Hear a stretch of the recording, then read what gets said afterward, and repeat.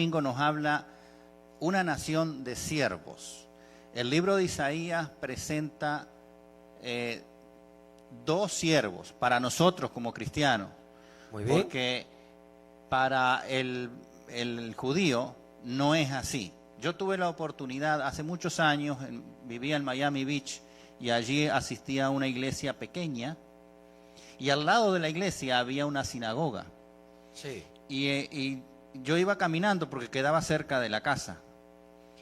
Y resulta que los hebreos no manejan, también caminan a sus sinagogas. Sí, es cierto. Y me encuentro con él y comienzo a hablar. Y yo le menciono el capítulo 53 de Isaías, que nos habla del siervo sufriente, que vamos a tocar más adelante en la lección. Sí. Para ellos, ese siervo sufriente era Israel. Sí. No distinguía que Isaías nos habla de dos siervos. Nos habla de Israel, Jacob como siervo de Dios, pero también nos habla de otro siervo que no se identifica. Y podemos leer algunos versículos, por ejemplo, Isaías 41:8, allí nos habla... Para especificar que este siervo de Isaías 41 se refiere a Israel literal. A Israel, porque aquí lo dice claramente, pero tú Israel, siervo mío eres tú, Jacob, a quien yo escogí, y descendencia de Abraham mi amigo. Vamos a por ejemplo, el versículo 1 y 2, también del capítulo 41 dice, escuchadme costas y esfuércense los pueblos, acérquense y entonces hablen, vengamos juntos a juicio. ¿Quién despertó del oriente al justo? Lo llamó para que lo siguiera, entregó delante de él las naciones. Claro. El 21, el versículo 21 ahí... Me gusta, pastor, de este versículo que está llamando a las costas, a todas las naciones, para que contemplen algo y se acerquen. Yo creo que es tiempo de que todas las costas, todas las naciones nos acerquemos a Jehová. Porque si tú quieres entender algo, pero no te acercas a Dios, ¿cómo lo vas a entender? Claro. Si no puedes entender ni siquiera quién es un siervo y quién es otro siervo, lo primero es acercarse a Jehová con humildad. Y Dios escoge su pueblo para que sea luz de las naciones, para que lleve el mensaje, no para que se lo guarden para sí.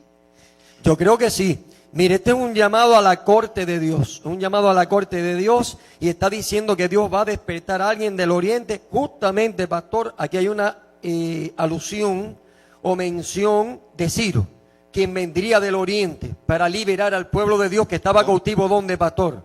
En Babilonia. En Babilonia. Pero el versículo 8 me dice dos características de este siervo. Dos características fundamentales. Pero tú, Israel, siervo mío, eres tú, Jacob, a quien yo escogí, descendencia de Abraham, amigo mío. Yo no sé por qué menciona dos veces al mismo Israel o Jacob. Y lo menciona y menciona sus dos nombres. Primero le dice Jacob y después le llama como pastor. Israel. Vencedor. Primero Israel y después Jacob.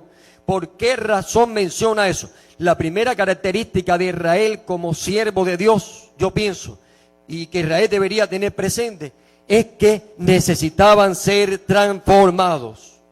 Tenían que vencer al pecado. Y nosotros como pueblo de Dios en este tiempo, siervo de Dios, usted para prestar un servicio de verdad, usted necesita ser, ¿qué, pastor? Transformado. Tenemos que ser transformados. Pero todavía tenemos ese Jacob, ese mentiroso, ese engañador, ese pecador por dentro. Miren ustedes, una segunda característica que tiene un siervo, dice, y menciona en el versículo 8, ¿descendencia de quién, pastor? De Abraham. ¿Qué cosa es Abraham? Abraham es... Amigo mío. Entonces, de Dios. La segunda característica de este remanente es que tiene que ser amigo de quién. De Dios. ¿De Dios? Un pueblo transformado y que es ¿qué cosa? Amigo de Dios. Amigo de Dios. Me gusta esa palabra. ¿Qué le parece, pastor? Excelente, porque eso indica la relación, la comunión que tiene su pueblo, que debe tener su pueblo con Dios.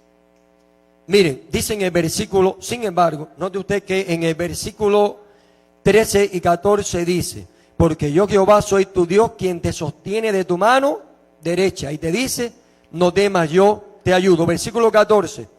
Pastor, No temas, a Israel se le llama, no temas gusano de Jacob. se le llama a Jacob gusanito. Gusano. ¿Cómo que gusanito? ¿Alguna vez le ha llamado a alguien a usted gusanito? Pastor, Pero- la frase parece ofensiva, ¿no? Ofensiva. Pero ¿Un cuando gusanito cómo es, pastor? algo que se arrastra, pequeño, ¿Se puede defender? débil, no, muy débil, Ah, es atractivo. sí. Así lo menciona Dios. Dios le dice, él mismo le dice, gusanito a Jacob, al pueblo de Israel. Pero en las manos de Dios es totalmente diferente. Ya. Y es que todavía somos gusanitos. Miren, seguimos en el pecado, seguimos en la miseria, seguimos en la misma vida alejada de Dios. Sabemos de Biblia, pero no vivimos de verdad una relación con el Señor. Y somos gusanitos de verdad. Nosotros necesitamos ser transformados, pastor, porque tiene que haber una metamorfosis. Ahora, ese gusanito mismo, débil, en las manos de Dios, tiene mucho poder. Así es. Porque dice en el versículo 15, he aquí yo te he puesto por trillo nuevo, lleno de dientes, wow, trillarás montes y los molerás. Oye, este no es un gusanito, mira, un gusanito, si alguien te dice, tú eres un gusanito insignificante, tú le dices, sí, pero en las manos de Jehová puedo moler los montes. Sí, aquí Montes de opresión, montes de depresión, montes, muchos tipos de montes que el enemigo ha establecido para tenerte bloqueado, engañado y sobre todo marginado. Dios te llama a desempeñar un papel gusanito, un papel grande en este tiempo. Así es. Sigamos. Vamos ahora a abordar el otro siervo que menciona el libro de Isaías y lo encontramos aquí en el capítulo 42. Vamos a leer aquí, por ejemplo, el versículo 1 que dice, he aquí mi siervo, yo le sostendré, mi escogido, en quien mi alma tiene contentamiento. He puesto sobre él mi espíritu, él traerá justicia a las naciones. Y aquí hay un detalle muy importante, no es que va a traer justicia al pueblo de Dios, va a traer justicia a todo el mundo, a todas las naciones. Eso es algo muy importante. Ahora, aquí no describe, no define. No le llama Jacob, no le dice descendencia de Jacob. Sí, no dice que No dice que son las tribus de Israel. Obviamente Mateo justamente dice que esto es una cita en el Antiguo Claro. Testamento que se refería a Jesús. Sí, porque acá habla algo que dice, mi escogido en quien mi alma tiene contentamiento. Y si nosotros vamos a leer Mateo, en el libro de Mateo, por ejemplo, el versículo 16, el capítulo 3 de Mateo dice, y Jesús después que fue bautizado, subió luego del agua, y he aquí los cielos fueron abiertos, y vio el Espíritu de Dios que descendía como paloma y venía sobre él. Y hubo una voz en los cielos que decía, este es mi Hijo amado, en quien tengo contentamiento. Amén. Entonces, Quiere decir que eso es una cita obviamente que declara que el texto de Isaías se aplicaba aquí. a Cristo al Mesías, Jesús, al ungido Cristo de Jesús, Dios, al el Mesías. ungido de Dios. Obviamente, yo estoy mirando que en este capítulo 42 está hablando del siervo de Jehová, refiriéndose al Mesías, pastor. Al Mesías. Sí, también, bueno, el capítulo por excelencia que habla del Mesías lo tenemos en el capítulo 53 de Isaías. Ahí nosotros, si leemos todo el capítulo 53 de Isaías, nosotros vamos a ver claramente que es aplicado a Cristo Jesús. Pero podemos leer, por ejemplo, 53:11. En el 53:11 dice así, verá el fruto de la aflicción de su alma y quedará satisfecho con su conocimiento. Justificará mi siervo justo a aquellos y llevará las iniquidades de ellos. ¿Ve? He puesto sobre él mi espíritu, obviamente en el bautismo, note usted que dice la Biblia que Jesús fue lleno de ¿quién? Del Espíritu Santo. Fue al desierto lleno de ¿qué? Del Espíritu Santo. El Espíritu Santo fue quien lo trasladó Y al en la desierto. cruz, ¿quién estuvo allí?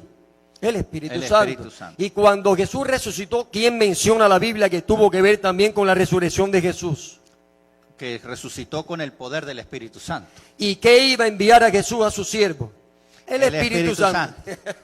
¿Necesitamos el Espíritu de Dios, sí o no? Claro que sí. Ahora, me gusta que dice la Biblia, no quebrará, no gritará, no alzará su voz, ni la hará oír en las calles. Esto habla del carácter de Jesús, manso, su mansedumbre. No quebrará la caña cascada, dice. Wow. Entonces, ahí vemos la compasión de Dios, la misericordia de Dios, que esa persona que está prácticamente destruida por el pecado, el Señor no viene a señalarla y ni a condenarla, sino todo lo contrario, viene a fortalecerla espiritualmente para que se levante y entonces vea a un Dios amoroso, a un Dios misericordioso, que lo que quiere el Señor de su pueblo, de todo el mundo, es salvarlo y no condenarlo. Por eso yo creo que es obvio, pastor, que nos está diciendo, una caña que nace en el río de por sí es débil, pero ahora es en adición caña cascada. ¿Cómo Jesús trata al ser humano? De tal manera que aunque sea como la caña y la caña cascada, el Señor te trae salvación. ¿Cómo el Señor cura? ¿Cómo el Señor nos trata? ¿Con qué bondad? ¿Con qué mansedumbre? Dice que no es un pábilo que tiene una llamarada. no, que humea, ya se está por apagar. Que se está apagando. Pero yo no sin sé si embargo, alguien nos está escuchando y siente que su vida espiritual, pastor, se está Se apagando. está apagando. Y se siente como la caña cascada. Pero si es que está predicho desde el Antiguo Testamento que Jesús vino para tratar contigo y darte vida eterna. Amén. Vino para sanarte, para salvarte, para que no, dice la Biblia, que la caña cascada no quebrará, ni el pábilo que humea se apagará. Dios no va a permitir, si tú te colocas en sus manos, que te apagues. Dios nos sostiene. Por eso aquí el versículo inicial que comienza esta lección dice: he aquí mi siervo, ya refiriéndose a Jerusalén, yo te sostendré, mi escogido, en quien mi alma tiene contentamiento. He puesto sobre él mi espíritu y él traerá justicia a las naciones. Ese es el que leímos recién. Hay una diferencia grande entre Israel como siervo y el Mesías como siervo, Jesús como siervo. Y yo creo que la gran diferencia, pastor, es que Israel como siervo tenía un papel que no podía desempeñar jamás el papel del Mesías. Y justamente el papel del Mesías es restaurar las tribus de Israel. Claro. ¿Cómo el siervo de Isaías 42 puede ser el mismo Israel si viene a restaurar a Israel mismo? No puede ser. Hay dos siervos ahí. Ahora, el pueblo de Israel, que ahora somos nosotros, tenemos también una función que cumplir dentro del plan de salvación de Cristo Jesús. Y es tener la confianza en Dios, saber que Dios está al control, saber que Dios nos cuida, que el Señor nos guía, pero para que nosotros podamos entender eso tenemos que entregarnos al Señor. Pues si estamos lejos del Señor, si nos apartamos de su palabra, de sus promesas, de sus mandamientos, entonces va a pasar lo que le pasó al pueblo judío, lo que le pasó al pueblo hebreo. Fueron llevados cautivos como consecuencia de haberse apartado de Dios. Sin embargo, aquí viene lo maravilloso de Dios. Aunque su pueblo se había descarriado, se había ido, le había dado la espalda a Dios y no había escuchado a su palabra, no había escuchado a sus profetas, el Señor nunca los abandonó. El Señor siempre toma la iniciativa de ir a buscarlo. Y entonces por eso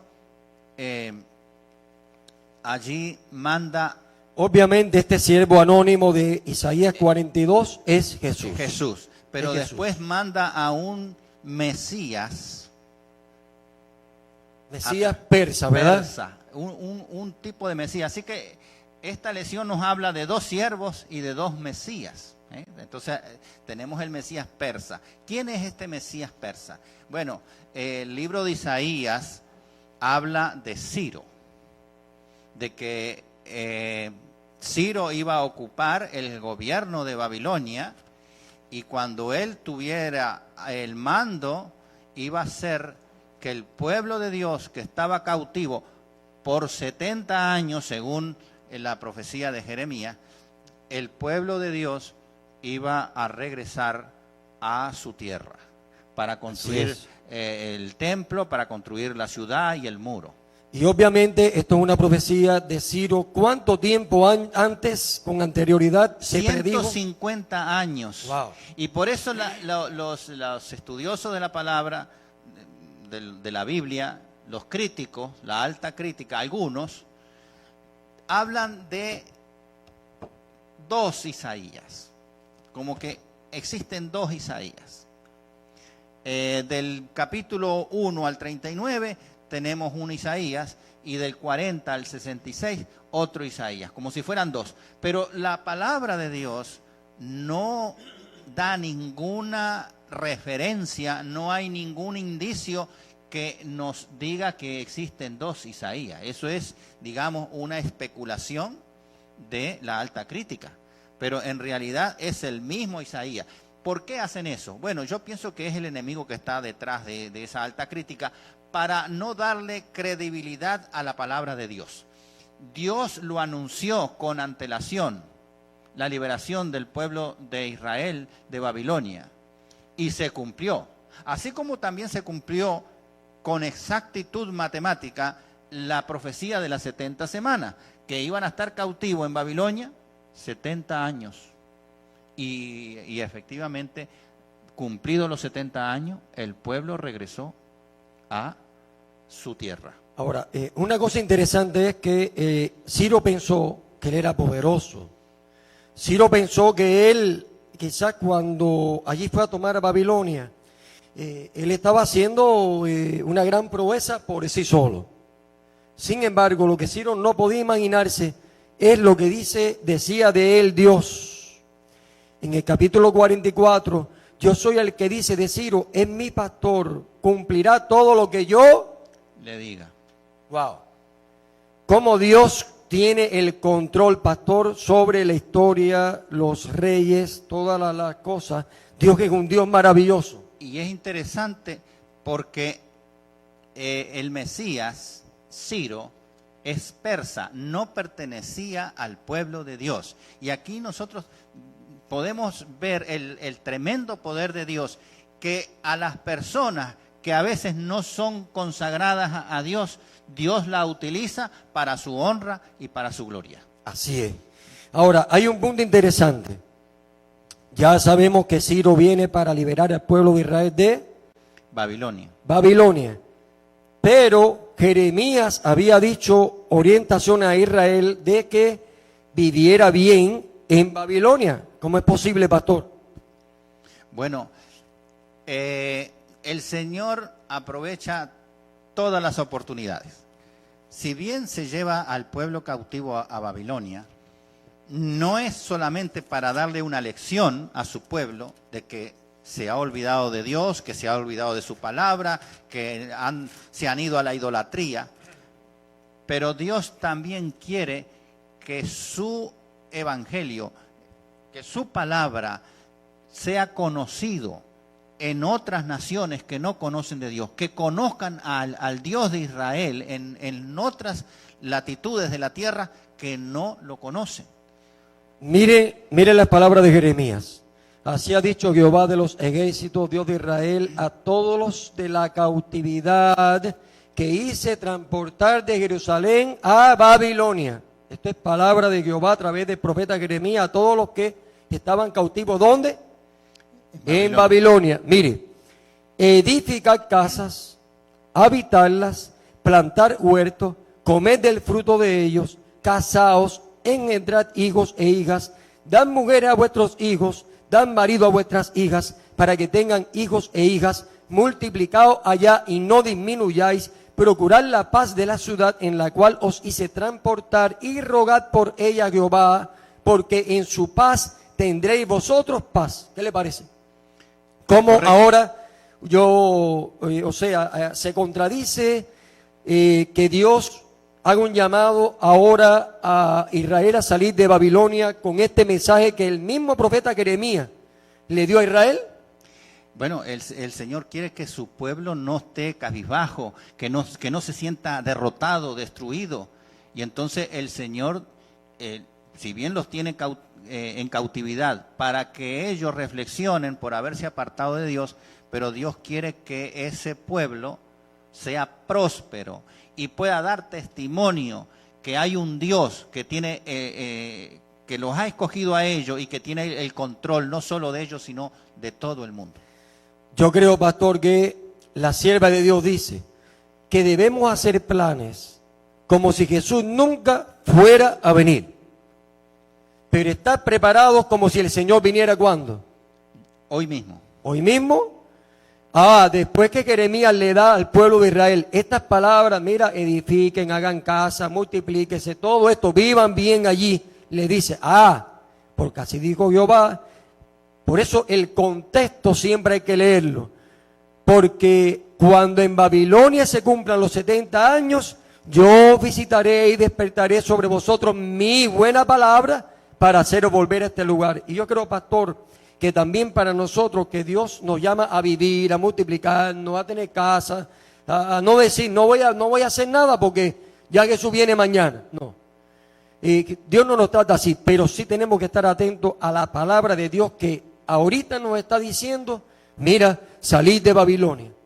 A un Dios que dice que yo vuelvo y que va a despertar sobre nosotros su palabra y que nos va a permitir, por la gracia de Dios, regresar a casa muy pronto, que Jesús está a las puertas. Sí, o sea, que prosperemos donde estemos, pero siempre pensando que lo primero es el reino de los cielos. Por eso el pueblo de Israel se consideraba cautivo, peregrino. Esos conceptos nos mantienen viva la idea de que nosotros somos ciudadanos al reino de Dios. Y que en este mundo estamos cautivos, estamos peregrinando, estamos en un lugar que no es el nuestro, no es nuestro hogar. Bueno, y finalmente un siervo que siente y que sufre. Que sufre, el siervo sufriente. Bueno, ahí podemos leer algunos versículos, por ejemplo, el capítulo 49, dice, oídme costas y escuchad pueblo, otra vez en el mismo lenguaje, para que escuchen todo el mundo, pueblos lejanos, Jehová me llamó desde el vientre, desde las entrañas de mi madre tuve mi nombre en memoria y puse mi boca como espada aguda, la palabra de Dios. Me cubrió con la sombra de su mano y me puso por saeta bruñida, me guardó en su aljiba. Bueno, sigamos adelante. Ahora pues, dice Jehová, el versículo 5, el que me formó desde el vientre para ser su siervo, para hacer volver a él, a Jacob, y para congregarle a Israel, porque estimado seré en los ojos de Jehová, y el Dios mío será mi fuerza. Aquí este pasaje es bien claro. Bien clarito. Aquí te habla de un siervo sufriente que va a restaurar a Jacob, a la y a tribu de Jacob. O sea, no puede ser el mismo Israel, no puede ser el mismo Jacob. Tiene que ser otro. Y ese otro es el Mesías, el Jesús. Mesías, Yeshua HaMashiach. Los hebreos piensan que son los israelitas, como este judío con el que yo hablaba cuando íbamos caminando. Pero no, aquí o algún profeta contemporáneo, hay muchas teorías, pero nosotros sabemos, y la Biblia lo confirma, que es Jesús. Que es Jesús. Es por eso que en Efesios capítulo 4, y creo que es algo que debe marcar la manera en que nosotros interpretamos el Antiguo Testamento, la declaración de Pablo en Efesios capítulo 4, dice, voy a leerles, capítulo 3, Y voy a leer, pastor, versículo 1 en lo adelante que dice: por esta causa yo, Pablo, prisionero de Cristo Jesús, por vosotros los gentiles, seguramente habéis oído la administración de la gracia de Dios, que me fue dada para vosotros. Pues por revelación me fue declarado el misterio, como antes lo he escrito brevemente. Al leerlo podéis entender cuál sea mi conocimiento en el misterio de Cristo. ¿Qué dice el versículo 5? En el cual en otras generaciones no se dio a conocer a los hijos de los hombres, como ahora es revelado a los santos apóstoles y profetas por el Espíritu. Por eso, para tener una visión más clara del Antiguo Testamento y lo que nos estaba anunciando, hay que leer el Antiguo Testamento a la luz de lo que nos dice el Nuevo Testamento, escrito por apóstoles y por los que escribieron las Escrituras.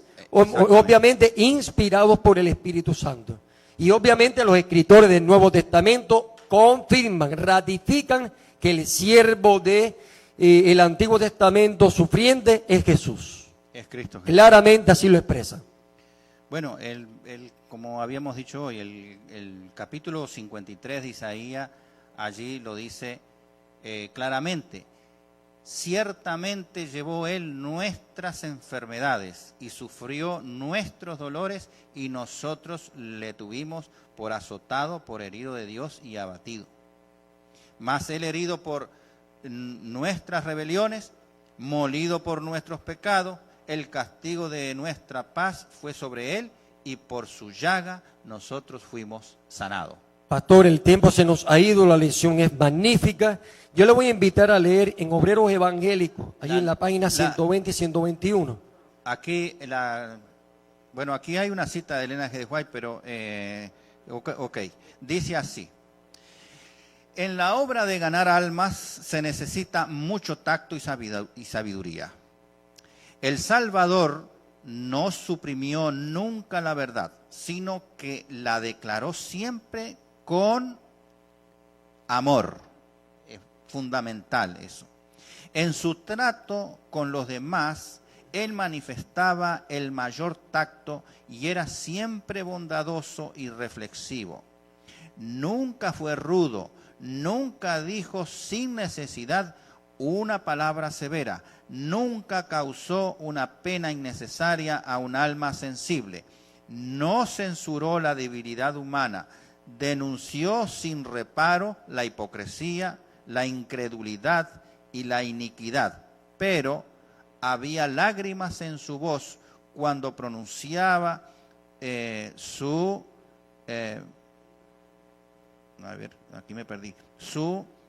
penetrantes reprensiones.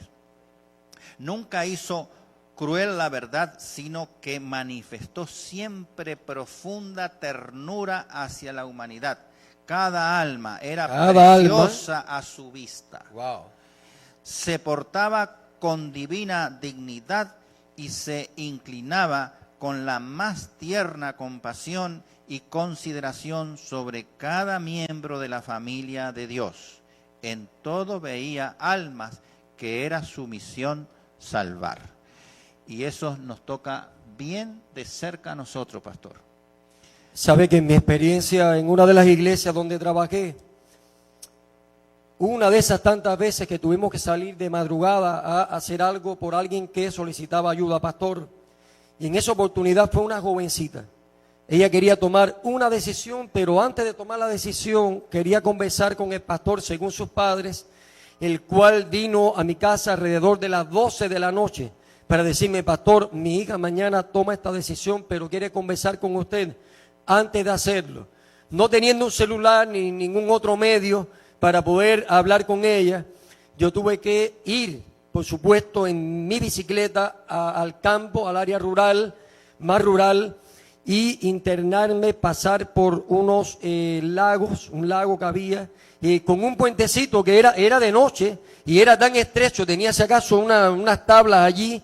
Bueno, pasar con mi bicicleta allá hasta que llegué a la casa de la familia, 1 de la mañana, y cuando conversé con la muchacha y terminamos de hablar, ella me dice una cosa a mí: mire, pastor, si usted vino hasta aquí a esta hora, mire, usted se puede ir confiado de que yo voy a tomar mi decisión por Jesús.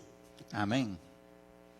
Y yo creo que cuando nosotros miramos la obra del Mesías, hermano, yo creo que eso enternece nuestro corazón y la respuesta nuestra hoy debe ser entregar nuestro corazón a Jesús. Cristo Jesús. ¿Qué le parece si despedimos Pastor, ¿quiere despedirnos en oración? Con una oración, sí, cómo no. Oremos.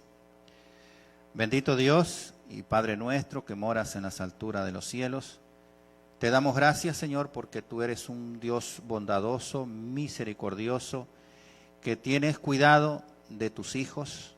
Por eso en esta hora, Señor, te reconocemos como nuestro Dios, como nuestro Salvador, como nuestro sustentador. Y nos ponemos en tus manos de amor en esta hora, Señor, para que tú transformes nuestra vida, para que transformes nuestros caracteres, de tal manera que cuando tú vengas en majestad y gloria podamos ir todos contigo a morar por toda la eternidad. Son favores que te lo pedimos y te lo agradecemos en el nombre de Cristo Jesús. Amén.